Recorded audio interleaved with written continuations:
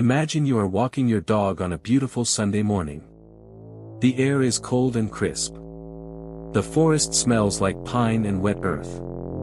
Your dog, happy, healthy, perfectly normal, trots beside you. Then it stops.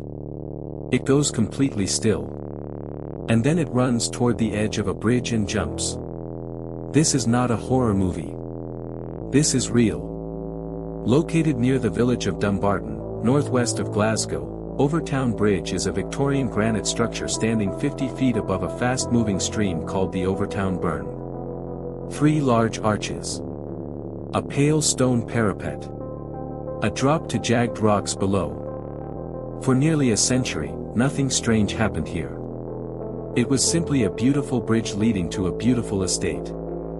Then the family who built it began to disappear. The last of them, the widow of Lord Overtoun, spent 30 years on this bridge after her husband died. Every single day. In silence. Walking back and forth across the same stones until she did not anymore. She passed away in 1931. And then things began to change. Since the 1950s, locals have called it the Bridge of Death. The Dog Suicide Bridge.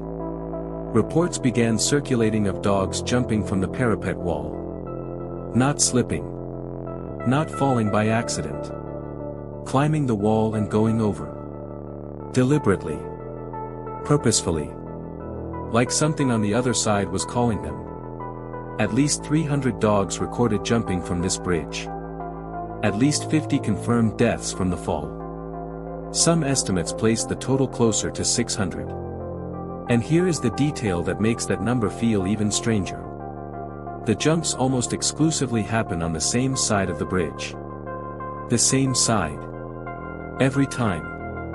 Not scattered across the full length. One location. One spot. Over and over again for 70 years. There are reports of dogs who survived the fall and came back. They were treated. They recovered.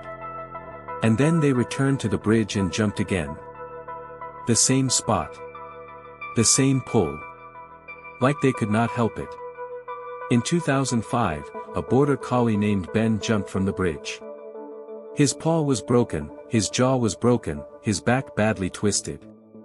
The vet decided he could not be saved. He never came home.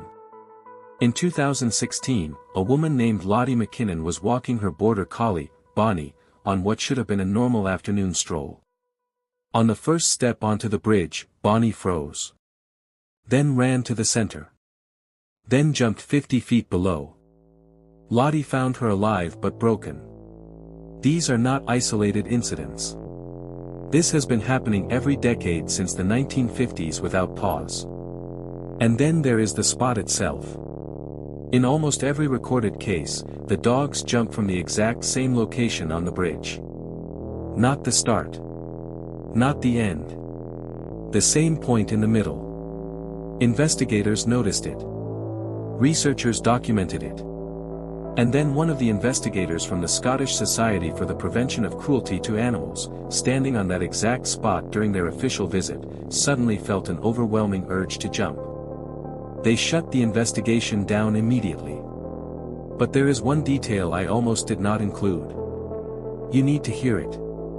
In October 1994, a 32-year-old father named Kevin Moy threw his 2-week-old baby son from this bridge. He believed his son was the Antichrist. The baby died the following day. Moy was declared insane and committed to a psychiatric institution. He later said he chose this location because of its association with dark spirits. That spot where he threw his son. Locals say it is the same spot the dogs jump from. Every time. And then the scientists arrived. Armed with equipment and theories and the absolute certainty that something explainable was happening here. What they found almost proved them right. Canine psychologist Dr. David Sands led the most thorough investigation. Sight was ruled out. Sound was ruled out.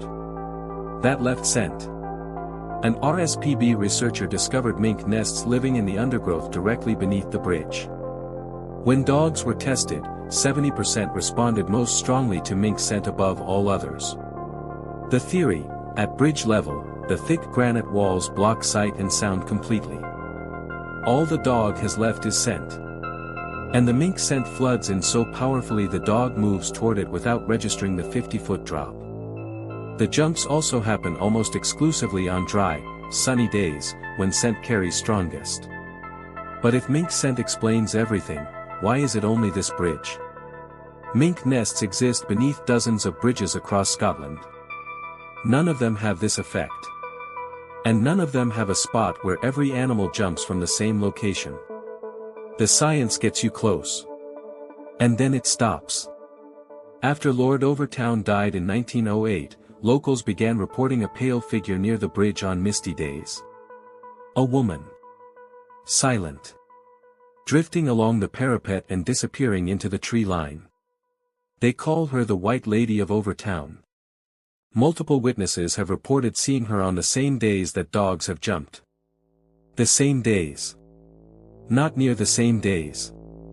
The same days. Whether that is coincidence or something more, no researcher has been able to answer. In Celtic mythology, certain places on Earth are called thin places. Spots where the barrier between the living world and whatever exists beyond it becomes so fragile you can almost reach through. Not metaphorically. Literally. Places where the dead and the living occupy the same ground without realizing it. Overtoun Bridge has been considered one of these thin places for centuries. Long before the dogs started jumping. Long before anyone arrived with cameras and recorders and sample jars. The locals always knew. Here is where we stand. The mink theory has real data. The thin place theory has centuries behind it. The White Lady has eyewitnesses. The 1994 incident has a court record. And none of them, alone or together, fully close the case. Because the dogs still pull toward that spot. The same side. The same location. The same invisible call that has never taken a single day off in 70 years. They put up the fence. They put up the signs. They wrote the studies and filed the reports and gave the mink a name and called it science. And the dogs still pull toward that spot. Every single time. Same bridge. Same location. Same invisible call that has been pulling for 70 years without a single day off. You can leash the dog. You cannot leash whatever is on that bridge. What is your theory? Scent, spirit, or something else? Drop one word in the comments right now. I will pin the best one. If this story sat wrong with you, good. Send it to someone who needs to feel that too. Not because it is entertaining. Because some things deserve to be unsettling together rather than alone. And if you want more stories like this one, the ones that science cannot fully close the door on, subscribe. We go this deep every single week. Stay curious. Stay weird.